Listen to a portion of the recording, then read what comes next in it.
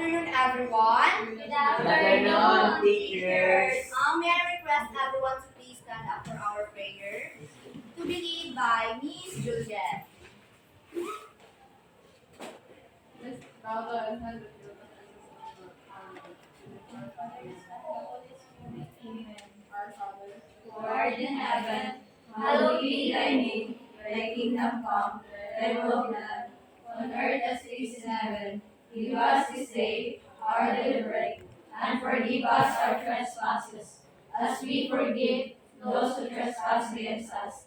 And lead us not into temptation, but deliver us from evil. Amen. Father, the Son, and the Holy Spirit. So before you sit down, let us introduce ourselves first. I am Joy Vintelegando. You may call me Teacher Joy. I am Jerica Mungit and you can call me Teacher Jerica. And I am Princess May. I am Teacher Princess May, and you can call me Teacher Francis. So good afternoon, everyone. Good afternoon, teachers. So remain standing for our energizer to be led by Miss Jenny.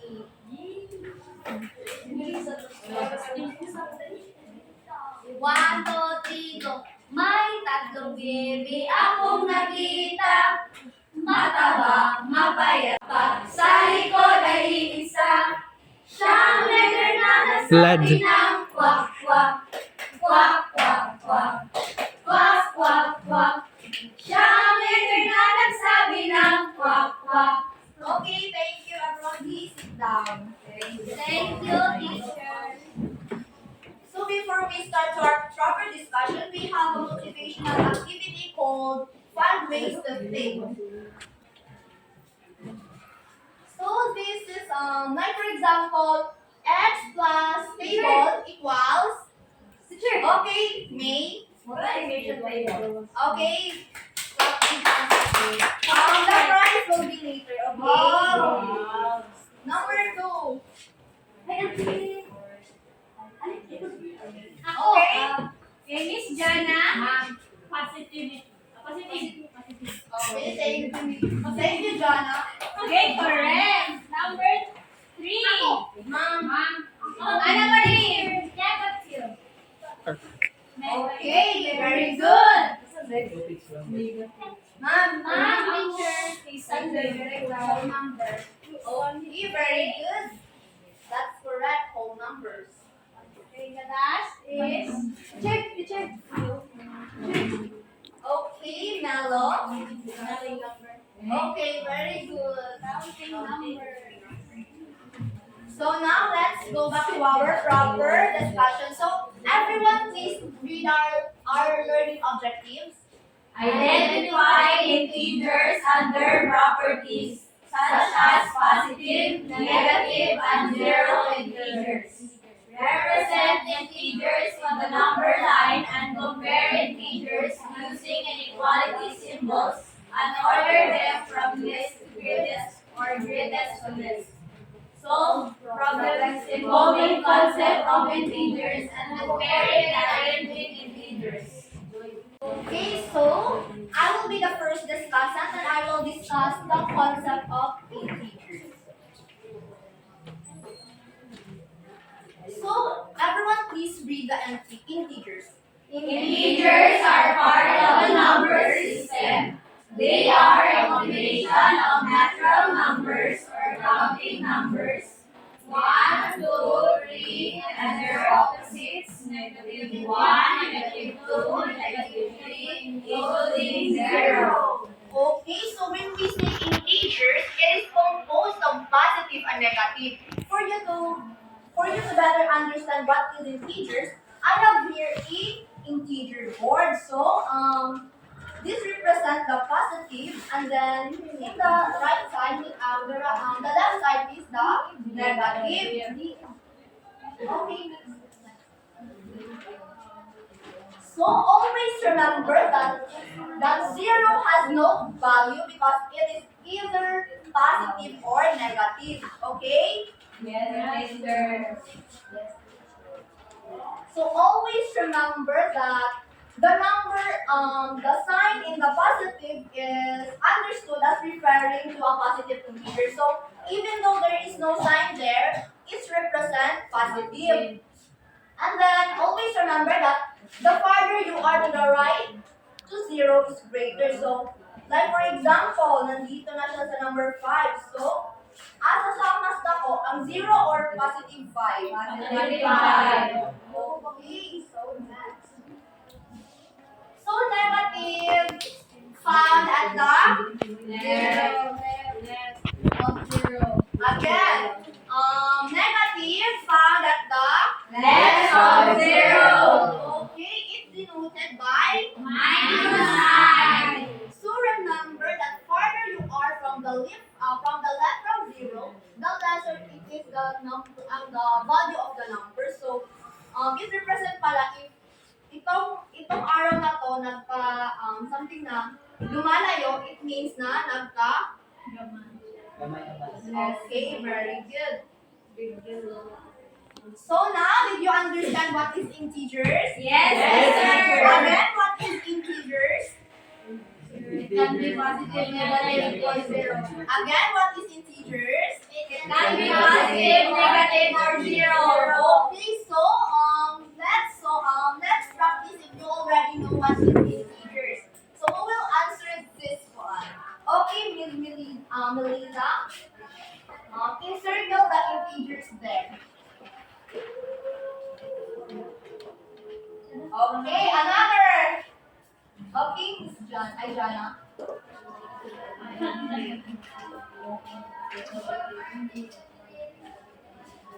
Again.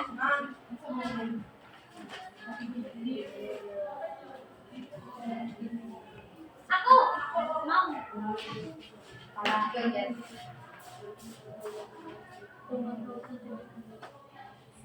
Okay, very good. So all your answer is correct. We all know that 5 is integers because it is positive. The negative 34 is Integers. and then the 0 is Integers.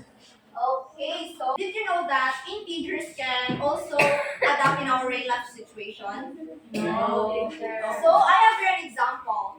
Here's the building. So this building represent the line there is the 0, and then the ground floor is Negative. and then in the upper floor is Positive. So when the man goes up, what will be?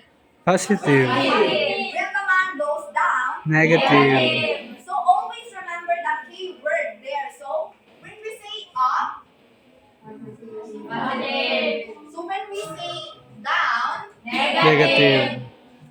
okay, so did you understand? Yes. Okay, so we have here also an example. So who will answer this? Identify as integers. Increase for 5 kilograms. It is positive or negative? Positive. Okay, how about deduction of 5 points? Negative. Okay, very good. How about this? We have also integers also can ano pa? We have also problem solving in integers. So everyone please read. An elevator is on the 20th floor. It goes down 10 floors and then up 4 floors. What floor is the elevation? So an elevator is a 20 floor. So yung floor is a 20. And then it goes down to 10 floors. So when we say it goes down, minus 10. So 10 minus 20 minus 10. 10. Okay, 10. So it stated and then up 4 floors. And then up for 6 floors. Then up. So when we say up, Plus 6. what is the elevators now? 15. Okay, nasa 15 na siya. 15th floor. So it is positive or negative? Positive. So okay, that's all the concept of integers. Another lesson will discuss by Miss Jerica and Ibali. So, good afternoon, everyone. Good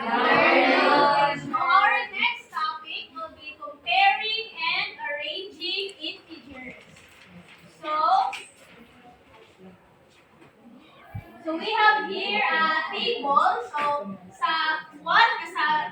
there are 6 months. So the temperature and first month is, kindly read everyone.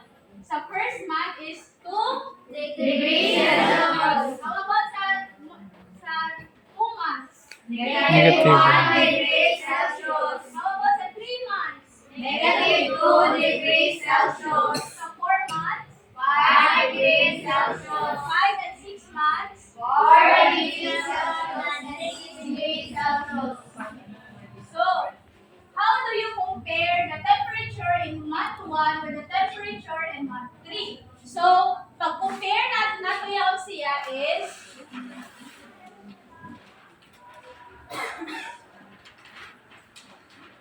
so, we need to plot it in the Integers. number line. Number So, pag-plot nato pag ating plot ang month 1, so, positive or negative signal? Month 1. Positive. So, positive sa 2. Then, ang sa second month is the negative 1. Then, ang sa third month is negative. Then, so on.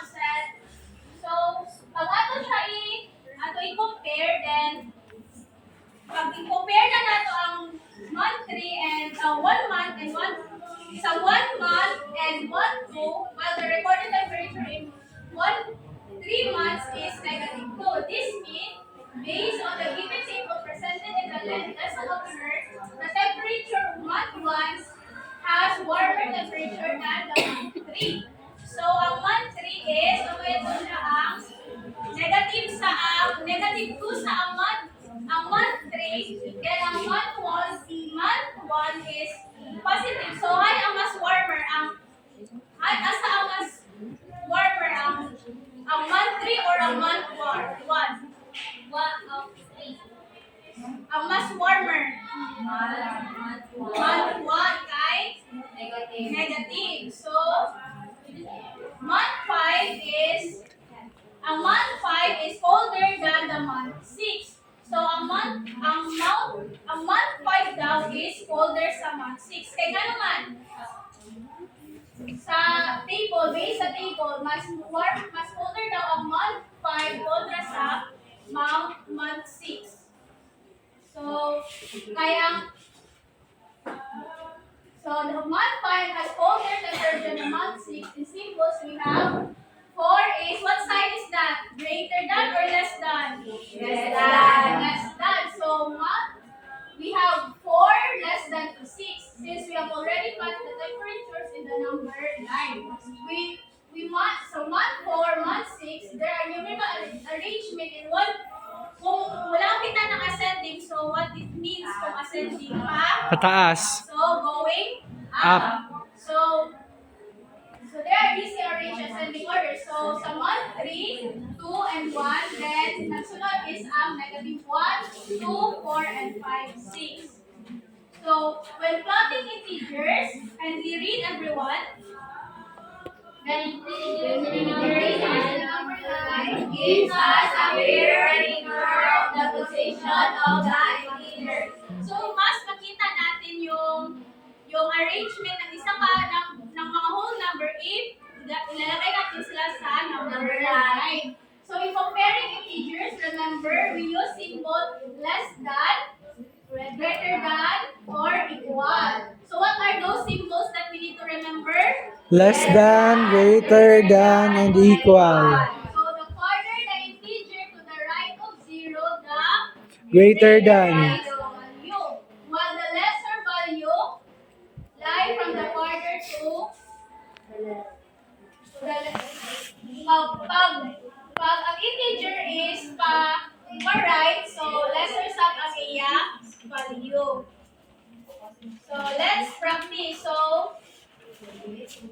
who wants to answer number 1? Encircle the greater integer. Jenny. Kind of.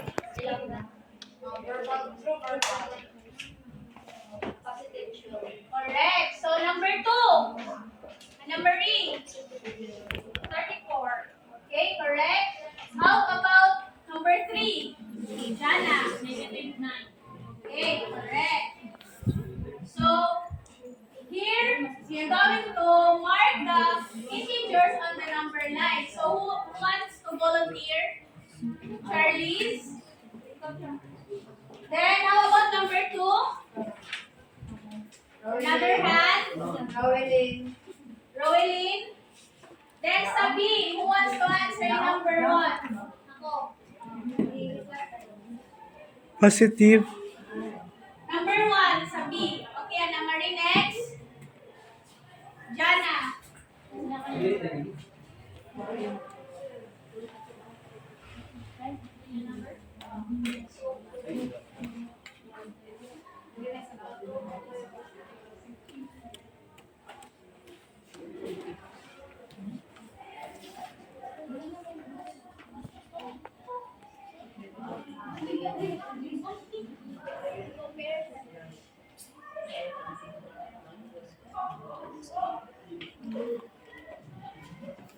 next.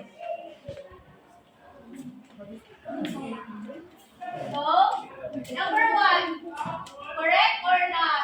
Correct. Number 2, the Correct, positive teacher. lies on here. So, correct or not? Correct. How about sa number 1? Is 20 greater than 10? Correct or not? Correct. How about 15 is equal to 50? Correct. Okay, so next, Miss Ibali will continue the topic.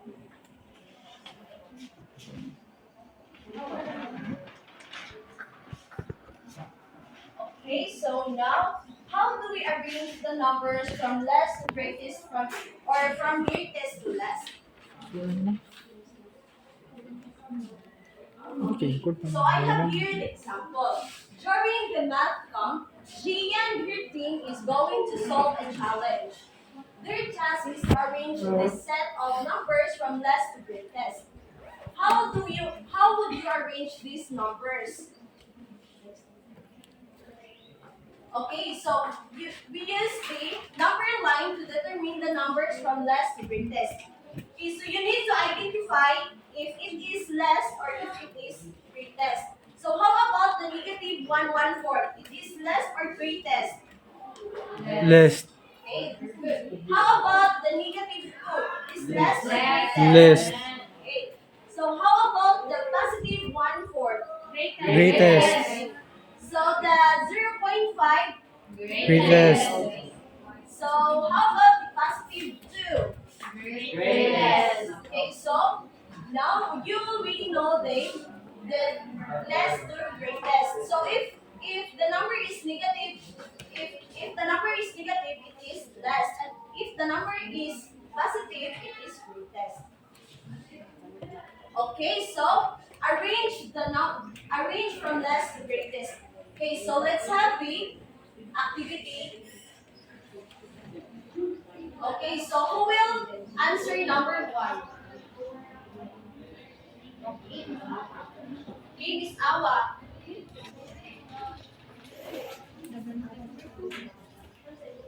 Number 2, okay, Miss Jana. Swat ka, just try it. In the light. Arrange from less to greatest.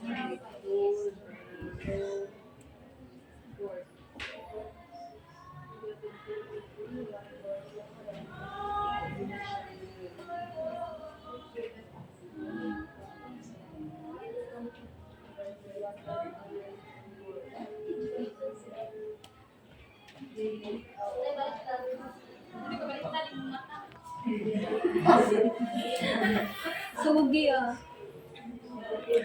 Muna ko maniyaran ako.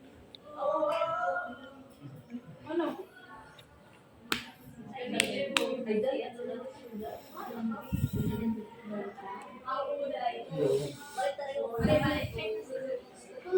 Okay, so now let's check. Na-realize na ako. Na-realize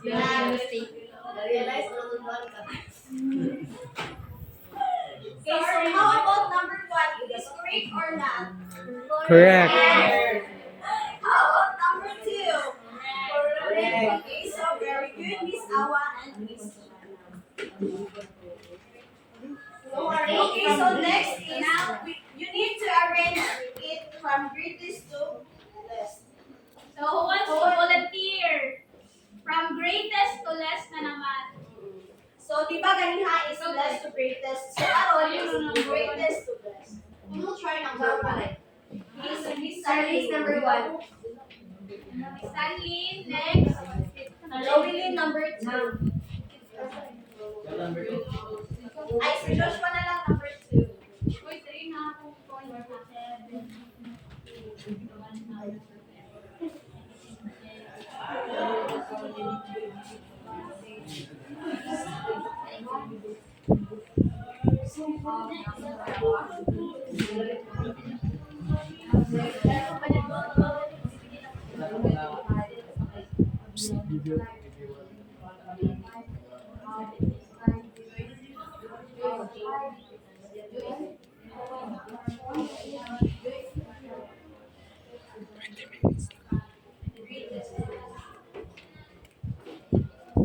Okay, number 2.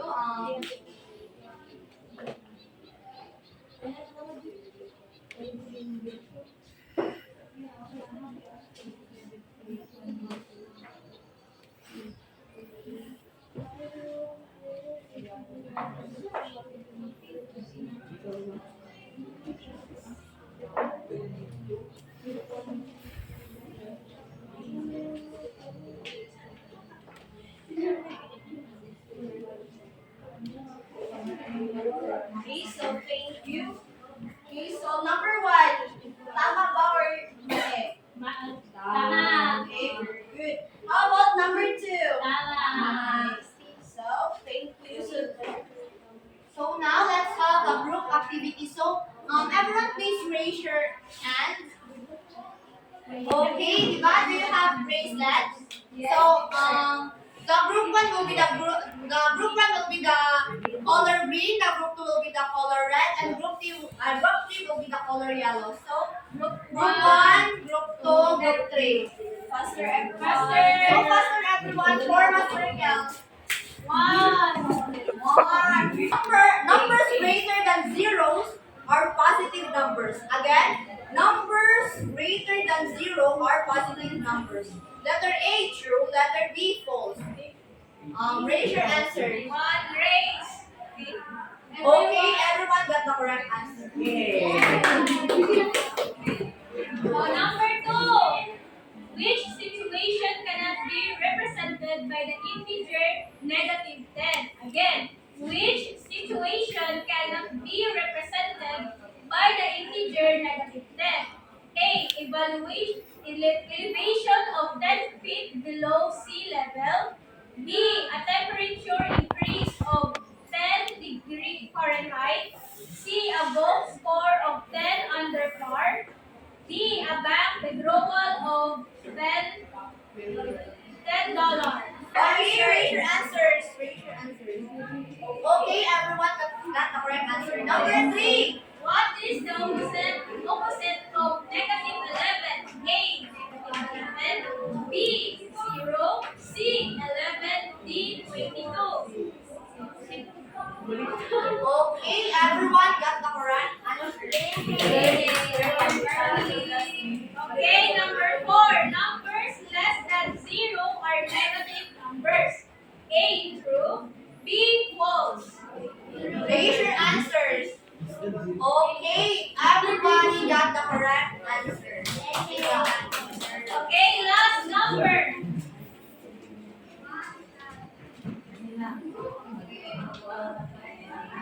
Which is not an integer? Again, which is not an integer? A. -5. B. 12. C. 0. D. -1/2. May you raise your answer? Okay, everyone got the answers. So everyone, please go back to your proper seat for an evaluation. Wow. Very good.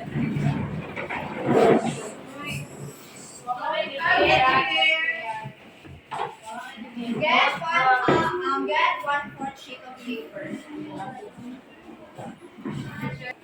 Okay, what's your paper, everyone? Okay,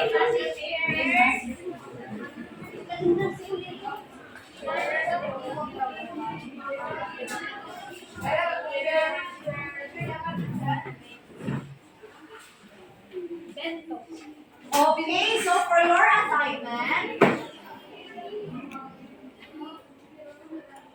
everyone please read.